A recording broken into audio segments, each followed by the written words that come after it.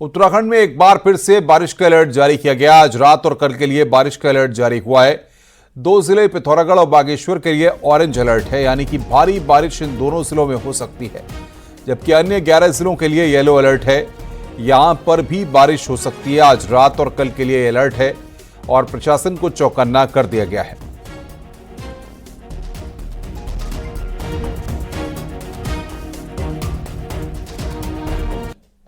आखिरकार पिथौरागढ़ और चंपावत की लाइफलाइन खुल गई है। हाईवे को खोल दिया गया है। बीती रात से ही पिथौरागढ़ टनकपुर हाईवे लैंडस्लाइड के कारण बंद था। बॉर्डर को जोड़ने वाले इस हाईवे पर कई जगह भारी लैंडस्लाइड हुआ था, जिस कारण हाईवे खोलने में 12 घंटे से भी ज्यादा का वक्त लगा है। हाईवे बंद होने से दिन भर यात्रियों को खासी फसीहत झेलनी पड़ी। इस हाईवे में हजारों यात्री फंसे रहे, जिन्हें अब जाकर राहत मिल पाई है।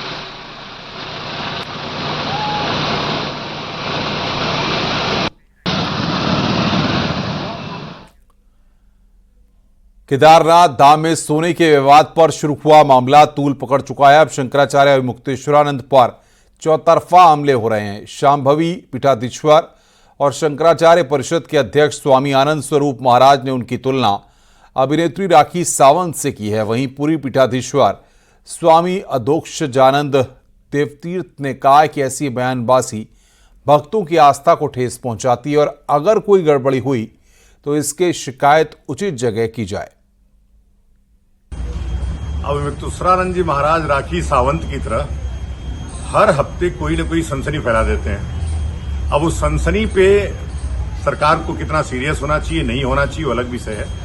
लेकिन किसी भी तीर्थ की मर्यादा, पिछली बार लगाया गया कि पीतल लगा दिया गया सोने पे, वो बात शांत हुई। अब हो गया कि 228 किलो सोना गायब हो गया। वो किसका सोना था, कहाँ सोना था, कौन सा सोना था, उसका तथ्य क्या है? इस प्रकार से अनर्गल राजनीतिक बयान देना रोज रोज, यह एक सन्यासी के लिए शोभा नहीं।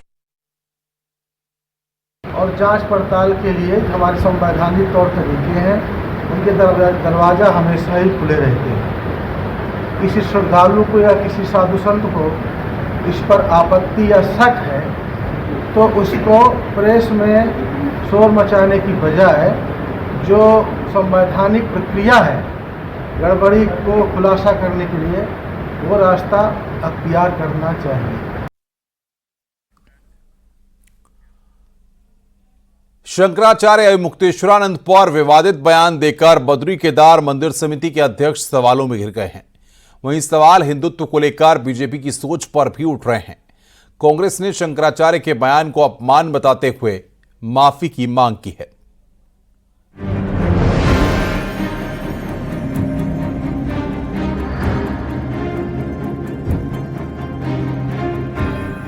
ज्योतिर्मठ पीठ के शंकराचार्य स्वामी अभिमुक्तेश्वरानंद ने केदारनाथ सोना चोरी का मुद्दा उठाया तो आरोपों को गलत बताने की बात बद्री केदार मंदिर समिति के अध्यक्ष अजेंद्र अजय ने कही।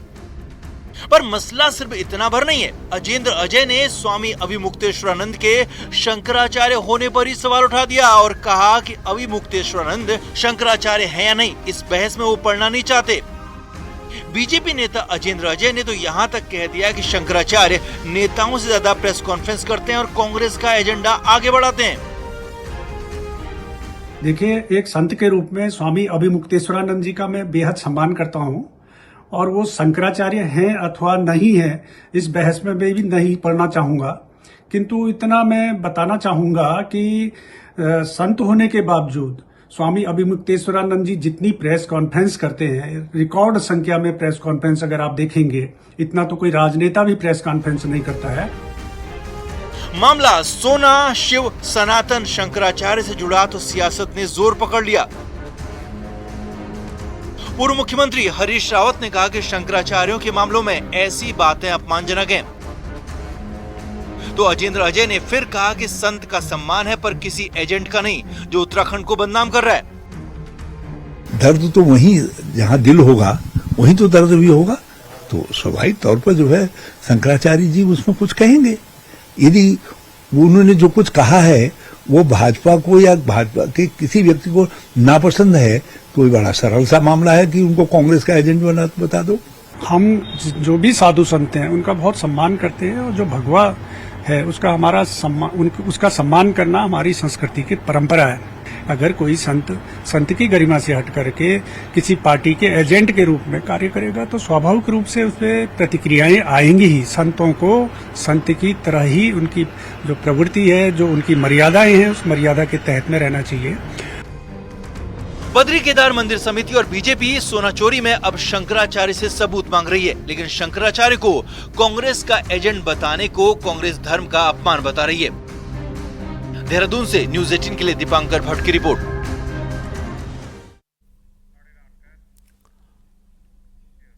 मुख्यमंत्री पुष्कर सिंह धामी ने आज राजकीय पॉलिटेक्निक संस्थानों से चयनित 212 अभ्यर्थियों को नियुक्ति पत्र प्रदान किए। इस मौके पर तकनीकी शिक्षा मंत्री सुबोध उनियाल भी मौजूद थे। राजकीय पॉलिटेक्निक संस्थानों के फाइनल ईयर के इन स्टूडेंट्स को अलग अलग कंपनियों में नौकरी मिली है। मुख्यमंत्री पुष्कर सिंह धामी ने नियुक्ति पत्र देने के साथ की शुभकामनाएं दी और कहा कि संस्थानों के 65% स्टूडेंट्स को नौकरी मिल चुकी है। हमारी सरकार ने यह सुनिश्चित करने का प्रयास किया है कि हर युवा को रोजगार के उचित अवसर मिलें, चाहे वो इस प्रकार के जो प्लेसमेंट हैं औद्योगिक इकाइयों के माध्यम से हों, सरकारी नौकरियों के माध्यम से हों या रोजगार स्वरोजगार के माध्यम से हों। हमारा ये प्रयास है कि सभी को कुछ न कुछ काम मिले। और मुझे ये बताते हुए खुशी है कि आज राज्य के अंदर हम एक ऐसा माहौल बना पाए हैं जहां निजी क्षेत्र भी रोजगार सृजन के क्षेत्र में, रोजगार देने के क्षेत्र में आज महत्वपूर्ण भूमिका निभा रहे हैं। उत्तराखंड बीजेपी में संगठन के चुनाव की सुगबुगाहट तेज है और कयासबाजी शुरू हो गई है कि उत्तराखंड में बीजेपी का नया अध्यक्ष कौन होगा।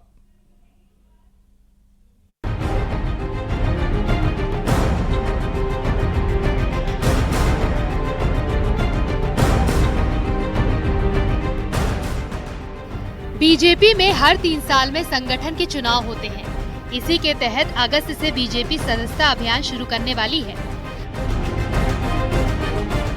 सितंबर तक चलने वाले इस अभियान के बाद बूथ, मंडल और जिला अध्यक्षों का चुनाव होगा और माना जा रहा है कि नवंबर तक प्रदेश अध्यक्ष का चयन कर लिया जाएगा।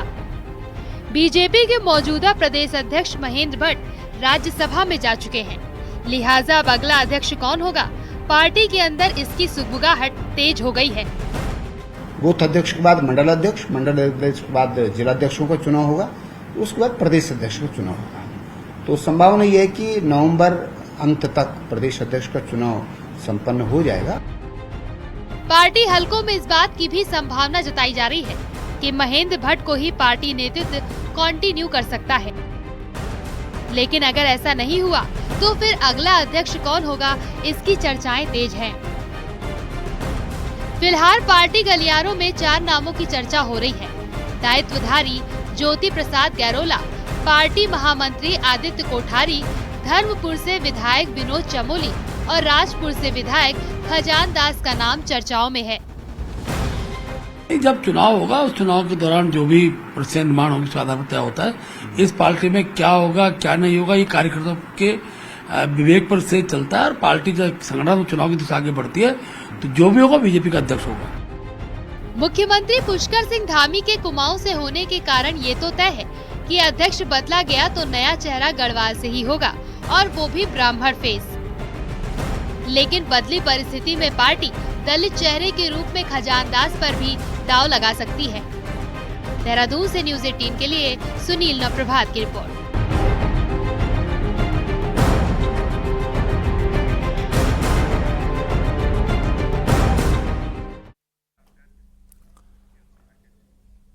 राज्य सूचना आयोग ने अपने फैसले में स्मार्ट सिटी के एक संविदा कर्मचारी को एक्सपीरियंस सर्टिफिकेट दिए जाने और फिर उसे निरस्त करने के मामले में चीफ सेक्रेटरी को आईएएस अफसरों की भूमिका को लेकर लिखा है। सूचना आयुक्त योगेश भट्ट ने चीफ सेक्रेटरी ऑफिस के लोक सूचना अधिकारी को निर्देशित किया है कि इस मामले पर क्या एक्शन लिया गया है, इसको लेकर आयोग को अपडेट करें।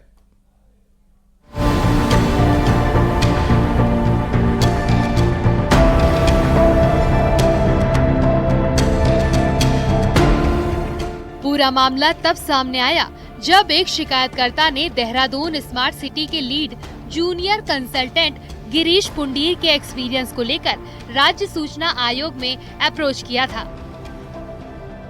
गौरतलब है कि गिरीश पुंडीर पहले नेशनल हेल्थ मिशन यानी NHM में बतौर सपोर्ट इंजीनियर कार्यरत थे।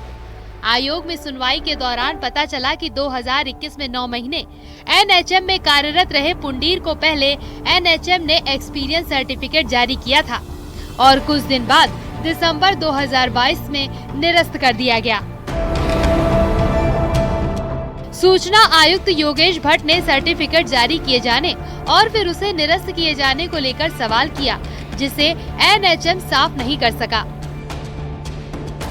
आयोग ने कहा कि अनुभव प्रमाण पत्र कर्मचारी की नियुक्ति से जुड़ा महत्वपूर्ण दस्तावेज है।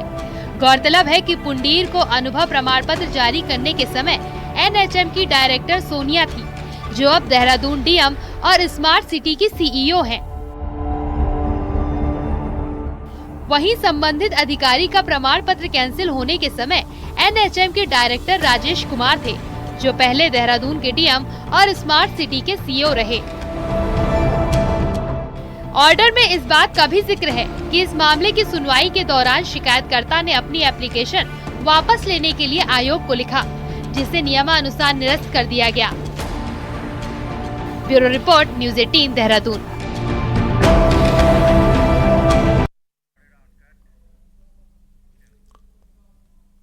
रुड़की के सिविल लाइन इलाके के शेरपुर के जंगल में देर रात पुलिस का बदमाशों से एनकाउंटर हो गया, जिसमें एक बदमाश के पैर में गोली लग गई। बदमाश असलहों की सप्लाई करता है और यूपी के मेरठ का रहने वाला है। आरोपी का नाम साजिद है, जिस पर यूपी, उत्तराखंड, गोवा समेत कई राज्यों में 25 से ज्यादा मुकदमे दर्ज हैं।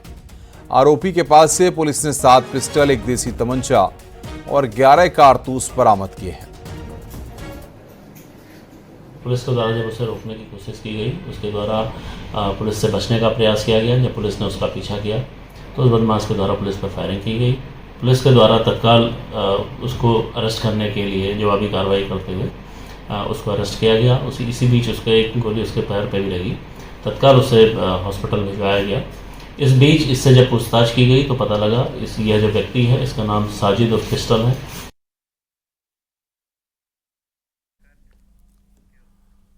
बुधवार को हल्द्वानी जेल का निरीक्षण करने हाईकोर्ट के वरिष्ठ न्यायाधीश जस्टिस मनोज तिवारी पहुंचे।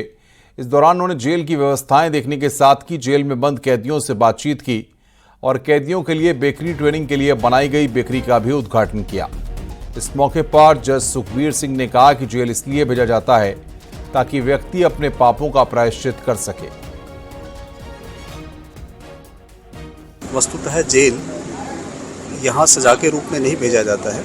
किसी भी व्यक्ति को जेल इसलिए भेजा जाता है कि ताकि वो अपने अपराध का प्रायश्चित करके समाज में एक सही नागरिक के रूप में बाहर आ सके।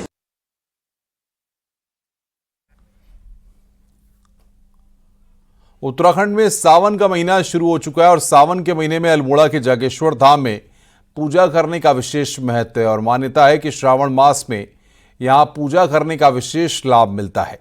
देखिए रिपोर्ट।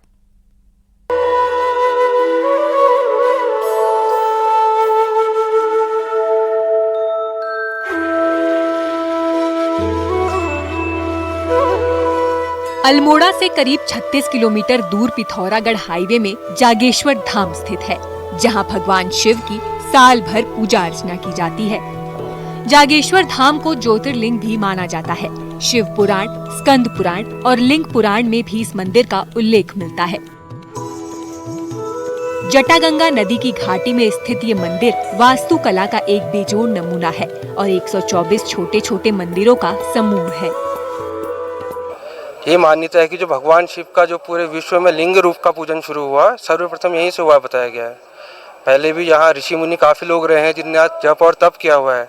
उनके जप तप से यहाँ का जो महत्व है, जो मान्यता और काफी अधिक बढ़ा हुआ है। स्कंद पुराण मानस खंड में विस्तार से इसका वर्णन दिया गया है और श्रावणी माह में यहीं से की थी और इसी जगह से ही शिवलिंग को पूजा जाने लगा था। इस मंदिर की खास बात ये है कि इसकी बनावट केदारनाथ मंदिर के जैसी नजर आती है। ये धाम करीब 2500 साल पुराना है। हालांकि इन मंदिरों के निर्माण की अवधि को 3 कालों में बांटा गया है। कत्यूरी काल, उत्तर कत्यूरी काल और चंद्रकाल बर्फानी आंचल में देवदार के घने जंगल के बीच अपनी अनूठी कृतियों को समेटे ये मंदिर है। मंदिरों का निर्माण पत्थर की बड़ी बड़ी शिलाओं से किया गया है। कैसा आपको एहसास? बहुत बढ़िया लगता है, यहाँ पर आके बहुत शांति मिलती है। बहुत बढ़िया तीर्थ स्थल है जागेश्वर महाराज का, बहुत बढ़िया लगता है। अच्छा है, यहाँ का वातावरण भी बहुत बढ़िया है और मतलब जैसे यहाँ पर हरियाली है और ये सब है, बहुत अच्छा है। यहाँ के लोग भी बहुत अच्छे से बात करते हैं, मतलब सारे सारे जो जहाँ पे भी गए हैं खाने के लिए भी बिल्कुल बढ़िया है। प्रकृति की गोद में बसा जागेश्वर धाम शांति और भक्ति दोनों के लिए प्रसिद्ध है। हिमालय के आंचल में स्थित इस मंदिर में लोग भगवान शिव की भक्ति में डूब जाते हैं। श्रावण महीने में यहाँ 1 महीने का मेला लगता है, जिसका सीएम पुष्कर सिंह धामी ने शुभारंभ भी किया था। अब पूरे महीने भर यहाँ श्रद्धालुओं का तांता लगा रहेगा। न्यूज़ 18 के लिए अल्मोड़ा से किशन जोशी की रिपोर्ट। रुक रहे हैं यहाँ पर ब्रेक के लिए। खबरों का सिलसिला लगातार जारी है।